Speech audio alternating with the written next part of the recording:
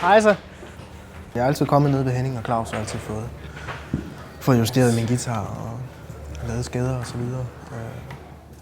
Og så under tur sidste år, der knækkede hovedet af min Les Paul.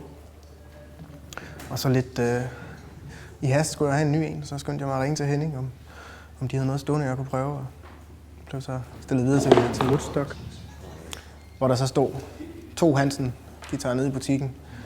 Og jeg har så prøvet den G-tone, jeg har stående derude nu. Jeg spiller hovedsageligt størstedelen af sættet spiller jeg på den her, på Hansen. Så har jeg den anden her, Fender Jazzmaster. Den spiller jeg 1 nummer på. En forholdsvis ny en, Troy Van Leeuwen signatur, som jeg spiller på, og som jeg har som backup ellers. Og det er ligesom det, jeg har med på tur. Ellers har jeg lidt forskelligt derhjemme også.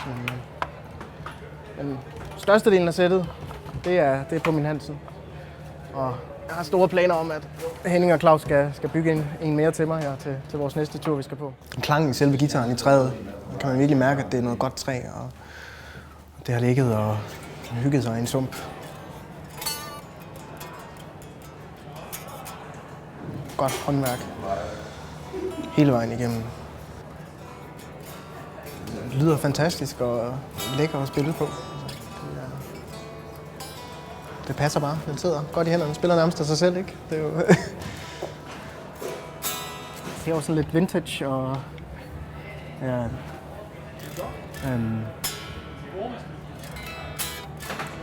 gammelt og lækkert ud. Altså, det er flot, æstetisk stykke arbejde. Men ellers alt relic-arbejde og sådan noget, når man kommer hjem og besøger Henning i Stenstrup, så ude i forhaven og i sandkassen ligger der tuners og pick-up shells og så videre. Og ligger og ruster lidt og får det her relic. Spilbarheden er helt fantastisk, og så vejer den stort set ingenting. Da jeg fik den i hånden første gang, troede jeg, den var hul. Men det er åbenbart en af hemmelighederne, og det træ, den er lavet af. Det er fuldstændig fantastisk. Jeg sad med den i maks 10 sekunder, før jeg fandt ud af, at den skulle jeg have. Og det er heller ikke den sidste.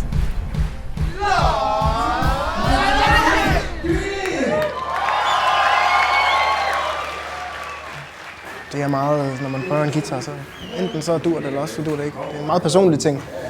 Der er sikkert andre, som søger noget helt andet, men lige præcis mit behov, det dækker den 100%.